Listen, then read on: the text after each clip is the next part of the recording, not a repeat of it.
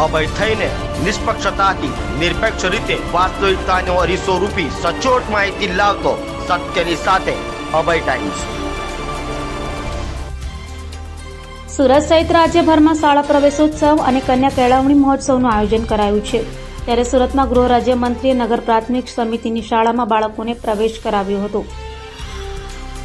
સુરત સહિત રાજ્યભરમાં શાળા પ્રવેશોત્સવ અને કન્યા કેળવણી મહોત્સવનું આયોજન કરાયું હતું। તો સુરતમાં ગોરદો રોડ ખાતેની નગર પ્રાથમિક સમિતિની વિષ્ણુ પ્રસાદ ત્રિવેદી શાળા ક્રમાંક 2 ખાતે શાળા પ્રવેશોત્સવ અને કન્યા કેળવણી મહોત્સવનું આયોજન કરાયું હતું, જેમાં ગૃહ રાજ્યમંત્રી હર્ષ સંઘવી હાજર રહ્યા હતા અને હર્ષ સંઘવીએ બાલ વાટિકા તથા ધોરણ 1ના બાળકોને શાળામાં પ્રવેશ કરાવ્યો હતો।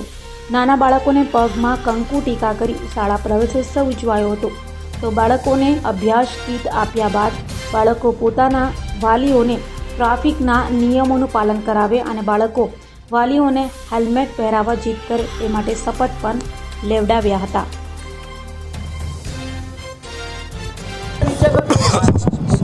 ગુજરાત રાજ્યના મહાનગરોથી લઈને ગુજરાતના ગામડાઓ સુધી શાળા પ્રવેશ ઉત્સવની શરૂઆત થઈ ચૂકી છે। એ નાના નાના બાળકો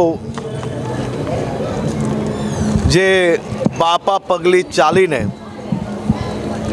હવે ભણતર પ્રાપ્ત કરવા માટે આજથી તેમની શાળાની શરૂઆત થઈ છે અને આ પાપા પગલી ભરીને ચાલતા બાળકો શાળા પ્રવેશ ઉત્સવમાં શાળાના પહેલા દિવસે ઘરેથી બહાર નીકળતી વખતે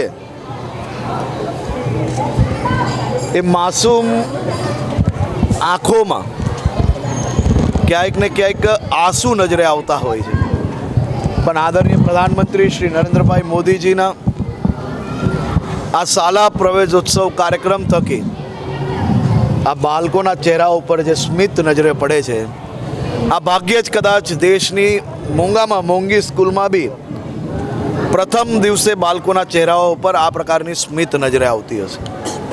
આ બાળકોને કુમકુમ પગલે પહેલું પગથિયું ફૂલ પર, બીજું પગથિયું અક્ષત પર, ત્રીજું પગથિયું કંકુ પર, ચોથું પગથિયું પાણીએ અને પાંચમું પગથિયું રૂમાલે। આ પ્રકારે આ બાળકોની શાળાનું ભણતરનું પહેલો દિવસની શરૂઆત થઈ છે। આજે મુખ્યમંત્રી શ્રી ભૂપેન્દ્રભાઈ પટેલના માર્ગદર્શનમાં ગુજરાતમાં હજારો શાળાઓમાં આ કાર્યક્રમની શરૂઆત થઈ છે।